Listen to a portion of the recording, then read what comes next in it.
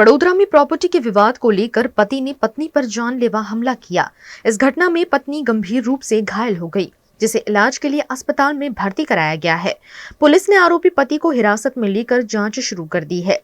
ये मामला वडोदरा के मांजलपुर इलाके के श्रीजी टेनामेंट का है, जहां रहने वाले हरिंदर शर्मा का अपनी पत्नी नीलम के साथ संपत्ति को लेकर विवाद हो गया।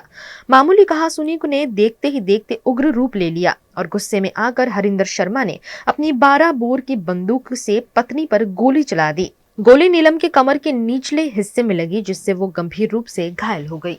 માંજલપુર પોલીસ સ્ટેશનમાં એક કંટ્રોલ ભરતી મળેલી કે નીલમબેન હરવિંદર શર્મા નામના જે ભોગ બનનાર છે એમને એમના પતિ હરવિંદર શર્મા નાઓએ ગોળી મારેલી છે।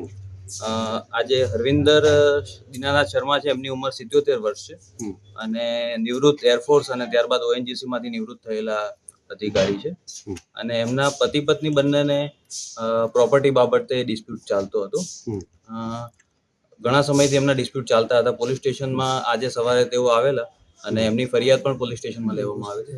ત્યારબાદ નીલમબેન નાઓ અહીંયા એમના ઘરે આવીને મકાનનો કબજો લેવા માટે પ્રયત્ન કર્યો અને એમના પતિ અરવિંદર શર્મા નાઓએ એનો વિરોધ કર્યો અને વેપન બતાવતા ફાયરિંગ થયેલું છે અને જે નીલમબેન છે એમને ઈજા થયેલી છે। એ સિવાય એક એમની સાથે જે તાળું તોડવા માટે એક વ્યક્તિ આવેલ એને પણ ઈજા થયેલી છે અને એમના સિક્યોરિટી ગાર્ડ એને પણ એક માઇનર ઈજા થયેલી છે। તમામ SSG હોસ્પિટલમાં અત્યારે દાખલ છે અને પોલીસ ફરિયાદ લેવાનું અત્યારે ચાલુ છે।